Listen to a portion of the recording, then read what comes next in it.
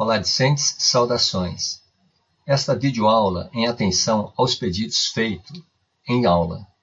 O objetivo da mesma é fornecer subsídios para que possam reconhecer, dentre os cenários de fluxo em rede estudados, qual algoritmo resolve a questão envolvida em um determinado caso. Tal como repetido em sala de aula, a identificação das palavras-chave de cada modelo é que nos conduzirá para a solução da questão. Os grafos são nossos grandes auxiliares, pois nos fornecem uma visão de qual modelo matemático será aplicado. Do total dos 6 modelos vistos, comecemos pelo de transporte. Observem que se aparecer no texto palavras-chave do tipo custos de transporte ou de distribuição, quantitativos de ofertas e demandas, distribuições de mais de uma origem para vários destinos, então você estará frente ao problema de transporte que será resolvido pelo algoritmo correspondente. Veja o gráfico correspondente à questão. Os coeficientes C e J são os custos unitários para transportar algo de uma fonte F até o destino D. Os parâmetros numéricos D1, de A1 até AM, são as quantidades ofertadas de cada origem e os representados por B1 a Bn são as demandas de cada destino.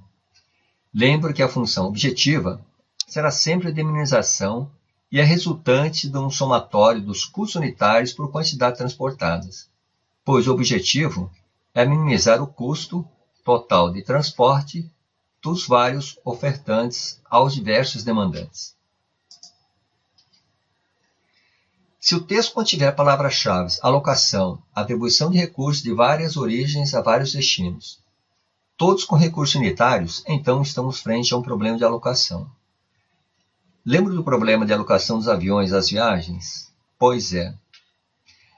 Aqui, não podemos esquecer que a quantidade de ofertas e demandas devem ser iguais e unitárias. Portanto, se a representação for feita em forma de tabela, esta deverá ser sempre quadrada. Veja o gráfico que representa o problema.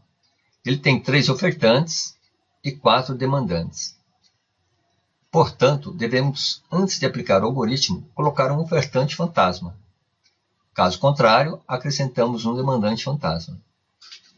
Aqui também, a função de minimização e o somatório fornece o custo total para fazer as atribuições devidas. Se o contexto do problema contiver as palavras-chave menor caminho a percorrer, menor tempo gasto, caminho mínimo de outra determinada origem a determinado destino, então o problema será de caminho mínimo. Se ao contrário, contiver as palavras-chave caminho crítico, maior tempo gasto, maior distância percorrida de uma determinada origem a um destino específico, então estamos frente a um problema de caminho crítico. Ambos os modelos são resolvidos pela mesma implementação em termos de restrições. A única mudança é na função objetiva que muda de minimização para maximização de acordo com cada caso. Em ambos os casos, o valor resultante é proveniente de um somatório dos coeficientes multiplicados pelas respectivas variáveis representadas pelos arcos. Veja o gráfico. Ele serve tanto para um como para o outro caso. Ele é semelhante e o que muda é a meta do problema, se de minimização ou de maximização. Os parâmetros numéricos, nesse caso, representam os tempos, as distâncias entre um nó e o outro. Podem admitir outros conceitos, tais como métrica, carga, largura de banda, MTU e outros. O texto da questão é que irá definir o conceito a empregar.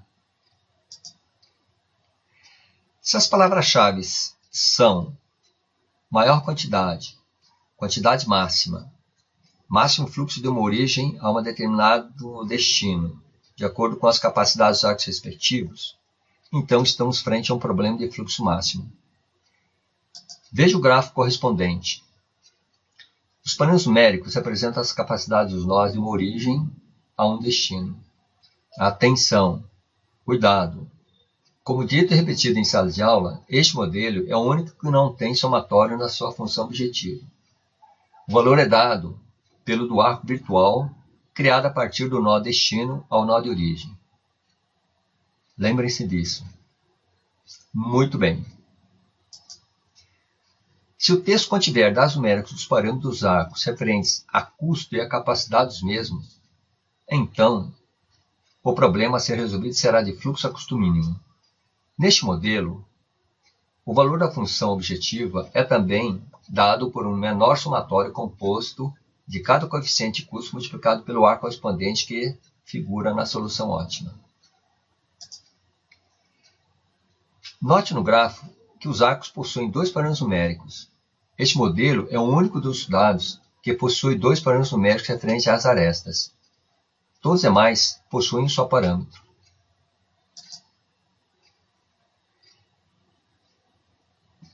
Bem, isso é necessário e suficiente para que vocês possam identificar o tipo de problema a resolver.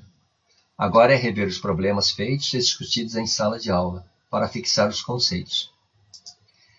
Se há alguma recomendação que eu gostaria de fazer, é o seguinte: estudar, estudar e estudar. Não somente a disciplina, mas tudo que fizerem na vida de vocês. Aproveitem. O conhecimento tem uma particularidade. Quanto mais estudo, maior a percepção de que se precisa estudar mais. E além disso, é um dos únicos bens que, ao compartilharmos, somamos. Se cada um de nós trocarmos um objeto, ficamos com um objeto. Mas se trocarmos uma ideia, cada um de nós ficará com duas ideias. É isso. Bons estudos e até a próxima.